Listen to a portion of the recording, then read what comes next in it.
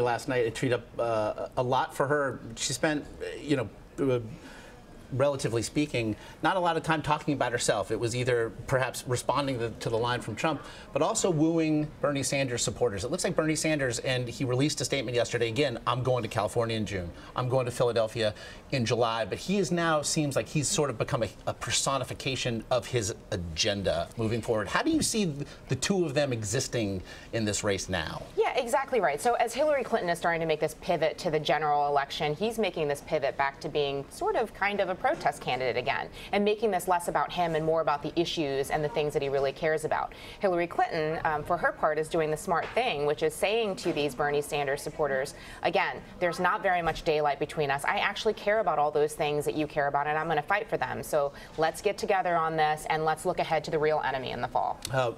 They are pivoting. I'll let you, my all-star panel, pivot as well.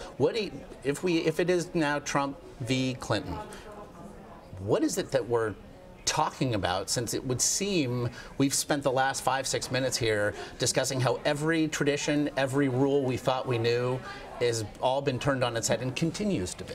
Well, just let's look at the one piece of data. These are two of the most unfavorable, unpopular people that were running for president maybe in modern history.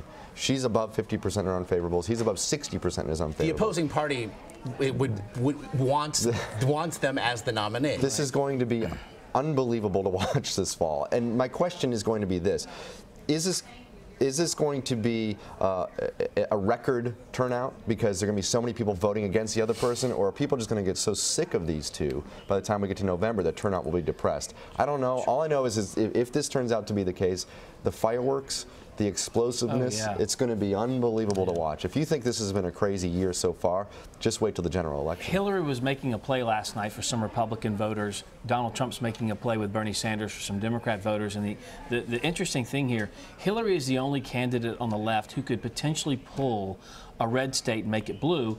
Donald Trump's the only candidate on the right who could potentially pull a blue state and make it red. We're going to see that play out. 3 times Donald Trump has taken on Hillary Clinton to this point directly. One was last night when he said the women card, which I think was a bad play, and I don't think that works well. The second one was Crooked Hillary, when he gave her the nickname. Yep. Great nickname for several reasons. One is it's not sexist. It has nothing to do with gender. Second of all, it plays into what Bernie's been saying all along. She's part of Wall Street. She's part of the problem. And the first time was when Hillary called Trump sexist. And he said, he didn't say I have a binder full of women. He didn't chart out all this stuff, look at all the women I've hired like a Romney or traditional campaign would have done. He said, I don't think Hillary Clinton is the one to be talking about sexism when you consider who her husband is. For 4 days, all the media did was talk about whether or not Bill Clinton was fair game. The narrative completely changes. He went on the offensive. It was a brilliant move. So 2 out of 3 times, he's come out on top. Hard to believe that after all the talk of potential chaos in Cleveland, the more interesting convention might in fact be taking place in Philadelphia. My all-star panel couldn't have done it without all of you, or at least 2 of you. I won't tell you which one was. Hey, I know you mean. We all know it's Steve. No, I'm kidding. Respectively. Thanks, guys.